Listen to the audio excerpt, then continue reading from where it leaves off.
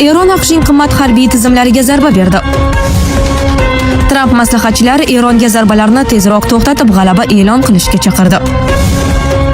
Eron urushning 6-kunigacha nimalarni yo'qotdi? Eron Hormuz bo'g'ozida tankerlar urushini boshladi. Omadli 2 daqiqa. Qatar Eron bombardimonchilarini payqab qoldi. Birlashgan Arab Amirligi Eronning milliardlab dollarlik aktivlarini muzlatmoqchi. Yaqin Sharqdagi mojaro dollarga nisbatan talabni oshirdi. Dunyo siyosatini biz bilan faol kuzatib borayotgan tomoshabinlarga assalomu alaykum. Videoga like bosing va fikringizni kommentariyada yozib qoldiring. Rossiyadan O'zbekistonga pul yuborish endi yanada osonlashdi. Endilikda siz O'zbekistondagi Uzcard, Humo, Visa kartalariga yoki hatto naqd pul ko'rinishida ham tez va qulay holatda pul jo'natishingiz mumkin. Hoziroq Play Marketdan yuklab oling va 400 rubl bonusga ega bo'ling. Agarda sizda qandaydir muammo bo'lsa, 24/7 qo'llab-quvvatlash xizmati mavjud. Anjir Pay xalq tanlagan mobil ilova. Eron AQShning qimmat harbiy tizimlariga zarba berdi. Osmonni raketalar kesib o'tmoqda, harbiy infratuzilmalar vayron bo'lmoqda.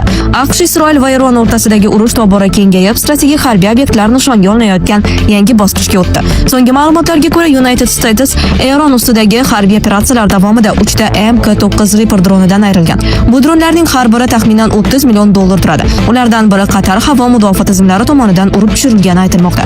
Eron esa javob zarbalari bilan chiqdi. Tehron kuchlari Qatarda joylashgan NPPS 132 radar stansiyasiga zarar yetkazganini ma'lum qildi. Bu radar qit'alararo ballistik raketalarni aniqlash va kuzatish uchun ishlatiladi va uning qiymati taxminan 1,1 milliard dollarga baholanadi. Agar zarar tasdiqlansa, bu AQShning mintaqadagi strategik kuzatuv imkoniyatlariga jiddiy zarba bo'lishi mumkin. Bombardimonchilar Eron hududida ham katta vayronagarchilik keltirmoqda. Tehrondagi mashhur Azadi stadion atrofida havo zarbalaridan keyin katta talafotlar qayd etilgani aytilmoqda. Eron rasmiylari AQShni keskin tanqid qilmoqda. Eron siyosiy va xalqaro tadqiqotlar markazi rahbari Said Katibzadeh AQSh rahbarlari harakatlarini tarixiy misol bilan solishtirdi. Uning aytishicha, qurolsiz kemaga hujum qilish natsist Germaniya samolyotiga o'xshaydi va bunday harakatlar javobsiz qolmaydi. Mojaro xalqaro diplomatiya hamda keskin bahslarga sabab bo'lmoqda. Rossiya TV vakili Mariya Zakharova g'arb davlatlarini tanqid qilib, Eronda maktab o'quvchilari halok bo'lganiga yetarli munosabat bildirmaganini larzaga soluvchi sukut deb atadi. Tahlilchilarga ko'ra, qimmat radar tizimlari, dronlar va strategik obyektlar nishonga olinayotgani urush oddiy zarbalar bosqichidan chiqib, yuqori texnologik harbiy qarama-qarshilikka aylanganini ko'rsatadi. Bu esa mojaro uzoq davom etishi va mintaqadagi ko'plab davlatlarni o'z ichiga tortishi mumkinligini anglatadi. Tramp maslahatchilari Eronga zarbalarni tezroq to'xtatib, g'alaba e'lon qilishga chaqirdi. AQSh prezidenti Donald Trampning maslahatchilari va yaqin ittifoqchilari Eronga qarshi harbiy amaliyotni imkon qadar tezroq yakunlashga hamda AQShni g'olib deb e'lon qilishga chaqirmoqda. Bu haqda CNN manbalariga tanib The Moscow Times xabar berdi. Manbalarning ta'kidlashicha, harbiy harakatlar boshlanganidan bir necha kun o'tgach, Oq uy mulozimlari va ittifoqchilar o'rtasida aniq maqsadga ega bo'lmagan hamda jamoatchilik tomonidan sust qo'llab-quvvatlanayotgan uzoq muddatli urushning siyosiy oqibatlari borasida xavotirlar paydo bo'lgan. Hozirda Trampning ayrim ittifoqchilari AQSh bir necha hafta ichida amaliyotning asosiy qismini yakunlab, Eronning harbiy salohiyatini sezilarli darajada zaiflashtiradigan ssenariyga umid qilmoqda.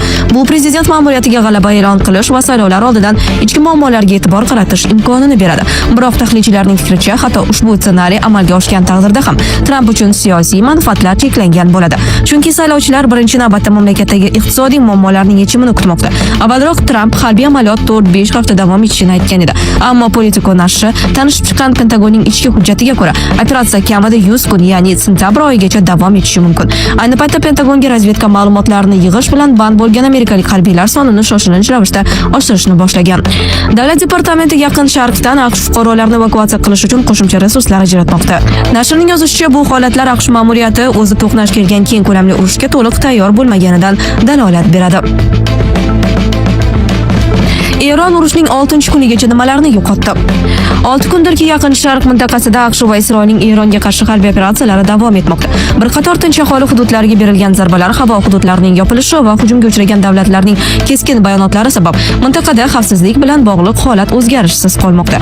Xorijiy ovlar tomonidan e'lon qilingan xabarlarda ta'kidlanishicha, so'nggi kunlarda Eronning raketa va dron hujumlari sezilarli darajada kamaygan. Shu bilan birga AQSh va Isroil Eronning harbiy infratuzilmasiga, jumladan raketa bazalari, dron inshootlari va dengiz flotiga zarba berishda davom etmoqda. G'arb rasmiylari Harbiylarga ko'ra, urushning birinchi kunida Eron yuzlab raketa uchirgan bo'lsa, hozirda bu ko'rsatkich o'nlab raketalargacha kamaygan. AQSh oliy qo'mondoni general Dan Kaynning ma'lum qilishicha, Eronning ballistik raketa uchirishlari urush boshlanganidan beri sezilarli darajada ozaygan. AQSh markaziy qo'mondonligi esa so'nggi 24 soat ichida ham hujumlar yana 23% ga kamayganini bildirgan. Urushdan oldin Eron zaxirasi 2000 dan ortiq qisqa masofali ballistik raketa borligi taxmin qilingan. Biroq harbiylar o'z qurol zaxiralari haqidagi aniq raqamlarni odatda oshkor etmaydi. Sun'iy yo'ldosh tasvirlari AQSh va Isroil hujumlari oqibatida Eronning bir qator harbiy obyektlari zarar ko'rganini ko'rsatmoqda. Ular orasida Isfahon raketa inshootlari, Kermanshohdagi raketa bazasi, Kanarak dron bazasi, Zahidan aviabazasidagi radar tizimi, Natanz yadroviy obyekti bor. AQSh harbiylariga ko'ra, hujumlar tufayli yuzlab raketalar, dronlar va havo mudofaa tizimlari yo'q qilingan. Mojaroning birinchi kunida Eron hukumati binolari AQSh va Isroil zarbalarining asosiy nishoniga aylandi. Oqibatda Eronning oliy rahbari Xamenei va bir necha yuqori martabali amaldorlar halok bo'ldi. Sun'iy yo'ldosh orqali olingan ma'lumotlarga asoslanib, AQSh va Isroil zarbalari oqibatida kamida 11 ta Eron harbiy kemasi shikastlangani yoki yo'q qilingani haqida xabar bergan. Bandar Abbos va Kanarak dengiz bazalarida bir nechta kemalar yonib ketgani tasvirlarda ko'rish mumkin. Shikastlangan kemalar orasida Eronning eng yirik harbiy kemalaridan biri Irin Smakran ham bor. AQSh harbiylari umumiy hisobda 17 ta Eron kemasi yo'q qilinganini da'vo qilmoqda. AQSh prezidenti Tramp urush 4-5 hafta davom etishi mumkinligini, ammo zarurat bo'lsa undan ham uzoqroq muddatga cho'zilishini ma'lum qildi. Eron tomoni ham oliy rahnamo Oyatulloh Ali Xameneyning o'limi ortidan qasos muqarrarligini va tarixdagi eng shiddatli hujumlar hali oldinda ekanini bildirgan. Tahlilchilarning fikricha, mojaro bir necha xil ssenariy bilan yakunlanishi mumkin, jumladan Eron rejimining zaiflashishi yoki parchalanishi, yangi rahbarning yanada keskin siyosat yuritishi, mintaqada Isroil ta'sirining kuchayishi yoki uzoq davom etadigan beqarorlik. Bu holat hayot sifatiga ta'sir qilyaptimi? Oilaviy hayotda zaiflik, stress va ishonchsizlik olib kelyaptimi? Vulkan erkak kuchi va ishonchining yangilangan manbai. Prostata bezi adenomasi, surunkali prostatitdan qutulishga yordam beruvchi ishonchli formula. Atigi 5-7 kun ichida natijasini sezasiz. O'zingizni yengil va ishonchli his eting. Vulkan siz izlagan tabiiy yechim. Eron Hormuz bo'g'ozida tankerlar urushini boshladi. Tankerlar urushi 1980-yillardagi Eron-Iroq mojarosining frontlaridan biri shunday nomlangan edi. Tomonlar Fors ko'rfazidagi yuk kemalariga hujum qilib, dushman va uning hamkorlari savdosiga zarar yetkazishga harakat qildi. Shu vaqtda 500 dan ortiq kema shikastlangandi, 400 nafardan ortiq dengizchi halok bo'ldi. Tankerlar urushi jahon nefti ta'minotiga tahdid soldi va NATO davlatlarini Fors ko'rfazida savdo kemalarini kuzatib borish uchun harbiy konvoylarni tashkil etishga majbur qildi. Markaziy razvedka boshqarmasining sobiq tahlilchisi Jim Lampesning hisob-kitoblariga ko'ra, Eronda minglab kemaga qarshi raketalar va ular uchun yuzlab uchirish moslamalari mavjud. Shuningdek, Tehronda Rossiyaning kichik suv osti kemalari floti va Shimoliy Koreyaning noma'lum miqdordagi kichik suv osti kemalari mavjud. Bundan tashqari, u dunyodagi eng katta suv osti minalari zaxiralariga ega. Hozirgi mojaroda ular hali qo'llanilmagan, ammo Hormuz bo'g'ozidagi minalar haqida har qanday ishonchli xabar paydo bo'lsa, u yerdan o'tiladigan kemalarning dengiz sug'urtasi va frakt stavkalari yanada oshishi mumkin. 28-fevraldan keyin ular allaqachon 4-12 baravarga oshdi. Omadli 2 daqiqa. Qatar Eron bombardimonchilarini payqab qoldi. Eron harbiy samolyotlari Qatarda joylashgan AQShning eng yirik harbiy bazasiga zarba berishga bir necha daqiqa qolganda urib tushirildi. Islom inqilobi qo'riqchilari korpusi 2 ta Su-24 bombardimonchisini Qatardagi Al-Udayd aviabazasi va mamlakat iqtisodiyoti uchun muhim bo'lgan Ras Laffan gaz majmuasiga yo'naltirgan. Bu haqda CNN xabar berdi. Ma'lum qilinishicha, samolyotlar nishonga yaqinlashishiga taxminan 2 daqiqalik masofa qolgan paytda Qatar havo kuchlari ularni aniqlagan. Uchoqlar radiolokatsion qochish maqsadida juda past, taxminan 80 fut balandlikda uchgan. Qatar tomoni radio qo'ng'iroq orqali ogohlantirish bergan, ammo javob olmagan. Shundan so'ng Qatar havo kuchlari F-15 qiruvchi samolyotlarni havoga ko'targan. Jang davomida Qatar samolyoti 2 Eron bombardimonchisini urib tushirgan. Samolyotlar Qatar hududiy suvlariga qulagan va ekipajni qidirish ishlari boshlangan.